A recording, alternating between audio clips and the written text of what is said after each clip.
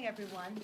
This morning, we went to the White House for a follow-up meeting with the President, follow-up to a meeting we had a few weeks ago where we agreed on a dollar figure, where we agreed on the percentage of 80-20 in terms of responsibility, and we discussed some priorities about infrastructure. It was agreed at that time that we would return today to talk about how we would cover the cost of such a proposal. Last night, in the time in between, the President was making some sounds that we questioned how serious he could be if he was saying what he was saying, and last night he put forth a letter saying that unless we pass the U.S., Mexico, Canada free trade agreement, there was no reason for us to, we couldn't go for it with infrastructure. We didn't see those two as related, but the fact is, hopeful, optimistic, and seeing the necessity for a big infrastructure initiative for our country, we went in the spirit of bipartisanship to find common ground with the President on this. He came into the room, made a statement that he made was, I won't even characterize it, but I will say this, and what I said after he left. Thomas Jefferson, when he was President of the United States, tasked his Secretary of the Treasury, Gallatin, to put forth an infrastructure proposal for the initiative for the country. It would follow the Lewis and Clark expedition, the Louisiana Purchase. It would be about the Erie Canal, Cumberland Road, things like that to build into America. 100 years later,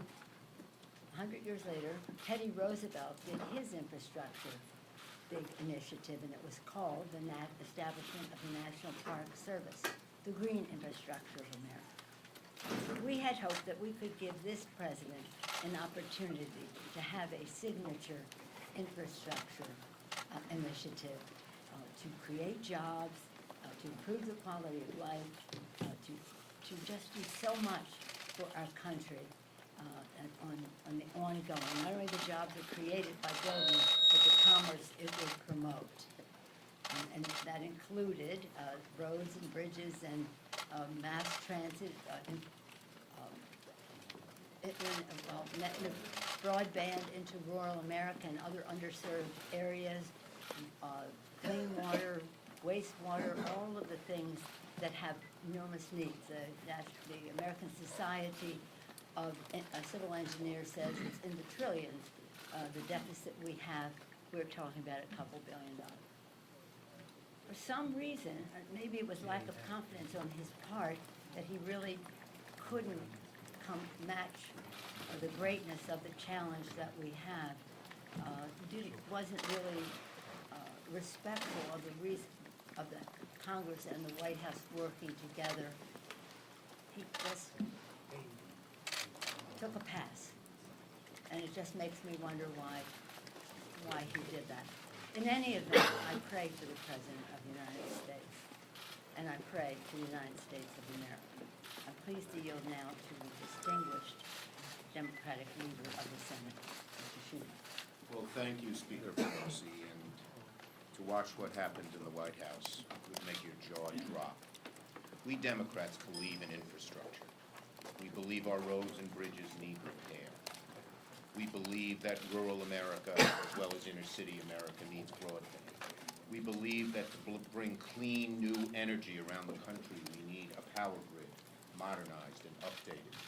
We believe in modernizing our transportation fleet with electric cars. We believe in all these things. And so, despite signals in the previous few weeks that he might not be serious, we went forward. We came here very seriously. The President asked in his letter last night, where would Democrats spend the money on infrastructure? I was prepared to give him a 35-page plan detailing this in all the areas I mentioned and more that had the broad support of Senate and House Democrats. We were interested, we are interested in doing infrastructure. It's clear the President isn't. He is looking for every excuse, whether it was let's do trade first, or whether it was he's not going to pay for any funding, or whether today that there are investigations going on. Hello? There were investigations going on 3 weeks ago when we met. And he still met with us. But now that he was forced to actually say how he'd pay for it, he had to run away. And he came up with this pre-planned excuse. And one final point. It's clear that this was not a spontaneous move on the president's part. It was planned. When we got in the room, the curtains were closed. The president, there was a place for him at the front so he could stand and attempt to tell us why he wouldn't do infrastructure. And of course, then he went to the Rose Garden with prepared signs that had been printed up long before our meeting. We want the president to do infrastructure. We want our Congress to perform its constitutional responsibilities and create jobs, create income, create wealth for the average American. We can do both. It's clear the president doesn't want to do any of that. I just would add this one thing, that we had a very distinguished delegation to the Congress, very powerful House and Senate. As you can see, distinguished leader on the Appropriations Committee, Senator Patty Murray, Mr. Carper, the ranking member on the Committee of Jurisdiction that oversees some of what we're talking about here, Richie Neal, the chair of the Ways and Means Committee in the House, our distinguished Democratic leader in the House, Steny Hoyer. Where's Dick Durbin? Is he this way? The Senate Whip, what we call assistant leader, whatever the title is in the Senate.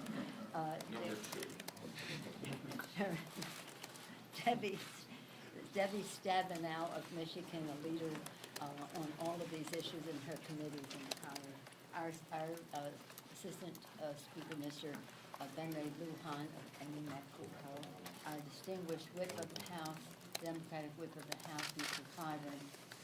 The chair of the, I love saying chair, the chair of the Transportation Infrastructure Committee, appropriate to this discussion, Mr. DeFazio, and the top Democrat on the Finance Committee in the United States Senate, Ron Wyden.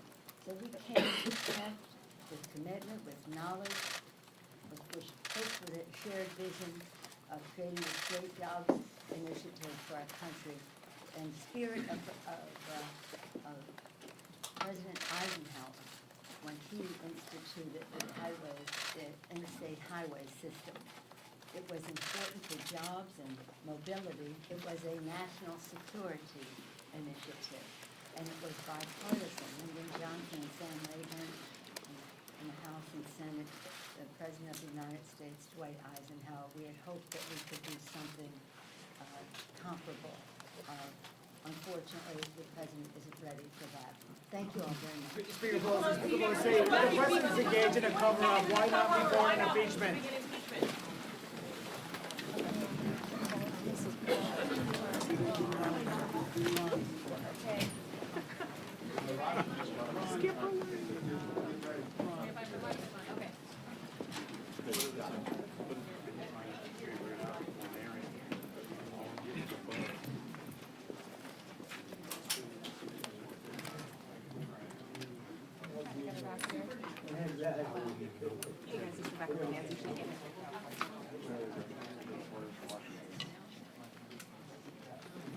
The only one.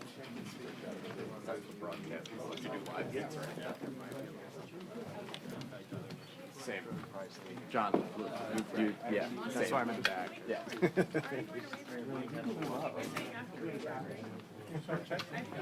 Hi, yes, I do. Yes.